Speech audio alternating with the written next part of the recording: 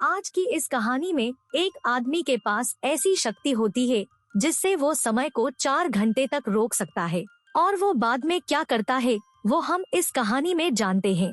तो कहानी शुरू होती है एक बेन नाम के लड़के को दिखाते हुए।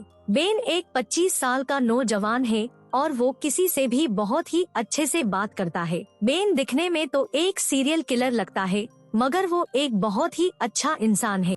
उसके पास ऐसी शक्ति है जिससे वो टाइम को रोक सकता है और कुछ भी कर सकता है। वो सुपरमार्केट और कहीं पर भी जब लड़कियों को देखता तो वो टाइम को रोक देता और फिर उसकी पेंटिंग बनाने लगता। वो भी हम सब की तरह एक नॉर्मल इंसान था और उसके पास उसका ध्यान रखने वाली एक गर्लफ्रेंड भी थी। मगर एक बार उसके लाइफ में कुछ ऐसा हुआ जिससे उसके पास ऐसी शक्ति आ गई कि वो समय को रोकने लगा। वहाँ से मूवी कई हफ्ते पीछे जाती है जहाँ से सब चीजों की शुरुआत हुई थी, जहाँ पर बेन की उसके गर्लफ्रेंड सूजी के साथ लड़ाई हो रही है और वो बेन को लूजर बोल रही थी। ये भी काफी नहीं था, इसीलिए सूजी बेन के ऊपर एक कप को फेंकती है और वो बेन को लगता है। और इसी टाइम से बेन को सभी चीजें स्लो मोशन में दिखने लगी। ब्रेकअप होने के थोड़े दिन बाद सूजी एक नया बॉयफ्रेंड ढूंढ लेती है और ये सब बेन कॉलेज के कैंटीन में देख लेता है और वो डिप्रेस हो जाता है।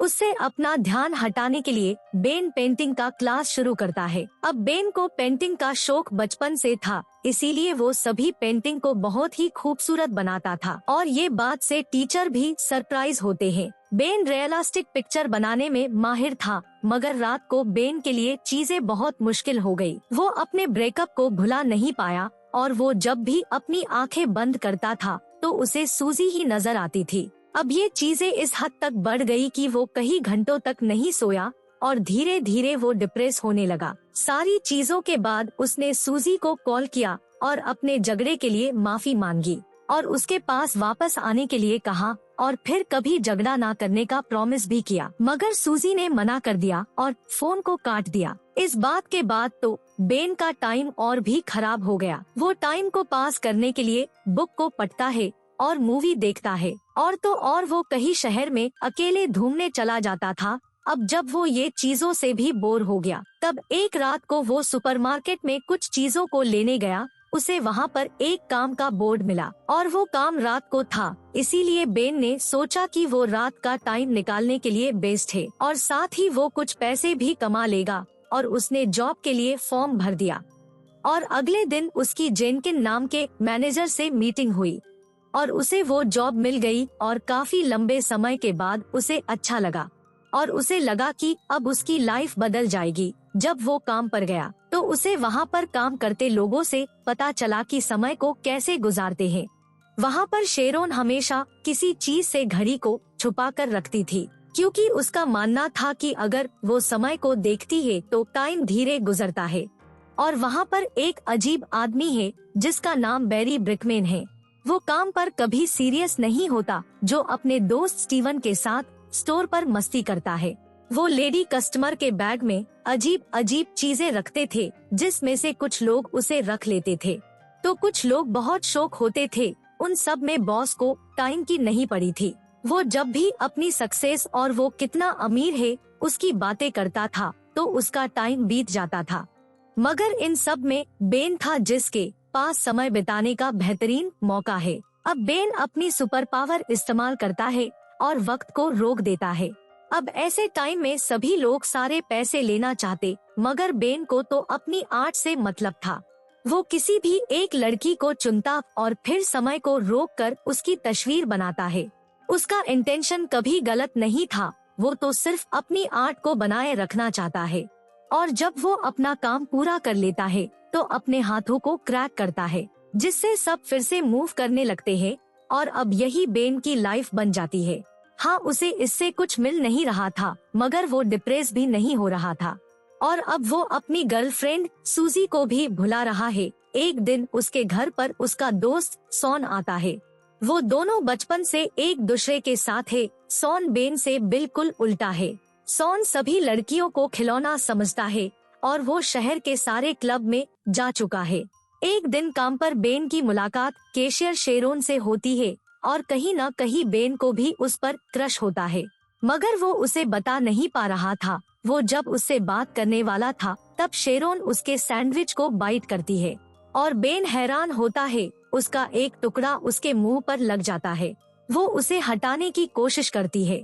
तब बेन उसकी मदद करता है और दोनों के बीच में रोमांटिक मोमेंट बन जाता है। अब शेरोन बात को खत्म करके वहाँ से जाने लगती है। अब बेन उस टाइम को रोक देना चाहता है, मगर तब तक शेरोन वहाँ से चली जाती है और वो काम पर लग जाता है। तब उसे स्टीवन और मेट मिलते हैं, जो बताते हैं कि वो शेरोन के साथ मूवी देखने जाने वाले हैं। ये सुनकर बेन बहुत अपसेट होता है और मानता है कि उसकी किस्मत ही खराब है। तब उसे अपने बचपन की याद आती है, जहाँ पर वो अपने क्लास की सबसे खूबसूरत लड़की को पसंद करता था, जो बहुत ही स्मार्ट थी। एक दिन उसका एक्सीडेंट होता है और उसका हाथ टूट जाता है। सभी लोग उसके हाथ पर कुछ न कुछ लिखते थे ताकि वो उसे हौसला दे सके। बेन भी उसके हाथों पर कुछ लिखना चाहता था, मगर वो कभी उसके पास जा ही नहीं पाया। थोड़े दिनों बाद बेन को मौका मिलता है और उस लड़की के हाथ की पट्टी खुल जाती है और उसके हाथ पर बाल देखकर सभी लोग उसका मजाक उड़ाते हैं और वो रोने लगती है। तब बेन उसके पास जाता है और वो उसे कोने में ले जाकर कहता है कि जो कुछ भी हो वो उसके साथ हमेशा रहेगा, और वो अच्छे दोस्त बन जाते हैं और लवर भी। एक दिन वो लड़की बेन के पास आती है और वो बेन को किस करने के लिए पूछती है और बेन हाँ करता है। फिर वो उसके पसंदीदा स्पॉट पर छुट्टियों में मिलने का तय करते हैं। अब छुट्टियों का दिन आता है और बेन वक्त से पहले आ जाता है, मगर पूरा दिन इंतजार करने के बाद भी वो नहीं आती है। और फिर प्रेजेंट टाइम में जेनकिन सारे क्रू को बताता है कि उसे फुटबॉल मैच खेलना होगा। वो सब खेलना तो नहीं चाहते हैं, मगर उसके पास कोई चॉइस नहीं होती है। अगले दिन मैच होता है और ये सारे लोग हार रहे होते हैं क्योंकि किसी को खेलना नहीं आता था और इसीलिए सामने वाली टीम स्कोर कर रही थी। अब ये देखकर बेन टाइम को फ्रीज करता है और वो लोकर रूम में आराम करने जाता है। तभी वहाँ पर एक आदमी अपने आप को अनफ्रीज करता है और उसे पता चलता है कि उसी के पास वक्त को रोकने की पावर नहीं है। अब बेन अपनी हाथों को क्रैक करता है और सारा वक्त फिर से शुरू हो जाता है और मैच में मेट इतनी जोर से बॉल को मारता है और वो जेनकिन को लगती है। फिर सारे लोग वहाँ से घर पर चले जाते हैं, सिर्फ बेन और शेरोन को छोड़कर। वो दोनों डिनर करने बाहर जाते हैं ताकि वो दोनों एक दूसरे को जान सके और बेन को पता चलता है कि वो अभी भी सिंगल है और मेट उसके साथ मजाक कर रहा था। और फिर दोनों एक दूसरे को अपने सपनों के बारे में बताते हैं और शेरोन बताती है कि उसे पेंटिंग करना अच्छा लगता है क्योंकि वो दुनिया की खूबसूरती दिखाती है। और उन दोनों की बातों से उन्हें पता चलता है कि वो दोनों एक दूसरे जैसा ही सोचते हैं। अब बेन शेरोन को घर पर छोड़ने आता है और जाने से पहले उसे चीक पर किस करता है। और फिर अगले दिन जेनकिन बताता है कि वो अपने बर्थडे पर सभी को पार्टी देना चाहता है और शेरोन बेन से पार्टी में आने के लिए पूछती है और बेन मान जाता है। फिर जेनकिन सारे लड़कों को ऑफिस में बुलाता है और सभी को पार्टी का अलग अलग काम देता है और बेन को लड़कियों को बुलाने का काम मिलता है। अब बेन ने कभी क्लब को देखा नहीं था, इसीलिए ये काम मुश्किल था, मगर वो अपने बेस्ट फ्रेंड सोन की मदद लेता है और अगर वो उसका काम कर देगा तो वो पार्टी में आ सकता है। वो दोनों एक लोकल क्लब में जाते हैं और वो लड़कियों को बुला लेते हैं। फिर बेन को एक मिस्टीरियस कॉल आता है जो एक आर्ट गैलरी के लिए था और वो बेन का वर्क उसकी आर्ट गैलरी में रखना चाहते थे और बेन बहुत खुश होता है क्योंकि किसी ने उसकी आर्ट की तारीफ की थी। और तभी दिखाते हैं कि ये फेक कॉल मेट और बेरी ने किया है।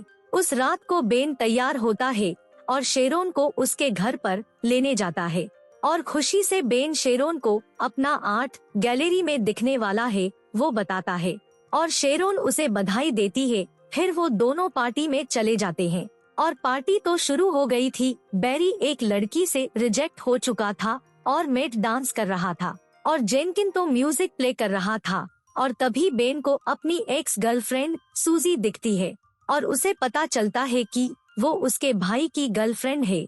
और फिर जब बेन वॉशरूम जाता है तब उसे सूजी मिलती है और वो बेन को वापस रिलेशनशिप के लिए पूछती है मगर बेन के पास अब एक लड़की है जो उसे बहुत प्यार करती है। मगर सूजी अपनी बात कहती रहती है और वो बेन को किस करती है और वो बेन को फोर्स करती है, मगर बेन उसे पीछे कर देता है। जब वो नीचे देखता है तो वहाँ पर शेरोन होती है और उसने सारा सीन देख लिया है। वो उसे समझाने की कोशिश करता है मगर वो कुछ भी सुने बिना वहाँ से चली जाती है। और फिर बेन उसके अपार्टमेंट में जाकर उसे समझाने की कोशिश करता है मगर वो बहुत गुस्से में होती है। फिर बेन वहाँ से चला जाता है और अगले दिन वो अपने पेंटिंग को लेकर आर्ट गैलरी में जाता है और वो लोग बताते हैं कि हमने ऐसा कोई कॉल नहीं किया था। तब बेन को पता चलता है कि उसके साथ मजाक हुआ है। और जब बेन जा रहा था तब ओनर उसके पेंटिंग को देखता है और वो बेन के पेंटिंग को आर्ट गैलरी में रखने के लिए मान जाता है। और थोड़े दिनों बाद शेरोन को बेन की आर्ट गैलरी का इनविटेशन मिलता है। गुस्सा होने के बाद भी वो तय करती है कि वो गैलरी में जरूर जाएगी और उसे वहाँ जाकर पता चलता है कि बेन ने सारी लड़कियों को छोड़कर सिर्फ उसकी ही पेंटिंग बनाई है और उसकी लाइफ में उसके अलावा कोई नहीं है। और फिर बेन और शेरोन मिलते हैं और बेन पार्टी में जो भी हुआ उसे समझाता है और शेरोन को भी पता चल जाता है कि बेन उससे कितना प्यार करता है। और फिर वो दोनों किस करते हैं और बेन वक्त को रोक देता है और इस टाइम शेरोन भी मूव कर पाती है और वो दोनों साथ में रहने लगते हैं। दोस्तों, हमारी फिल्म ब्रेकडाउन चैनल को सब्सक्राइब करना न भूले।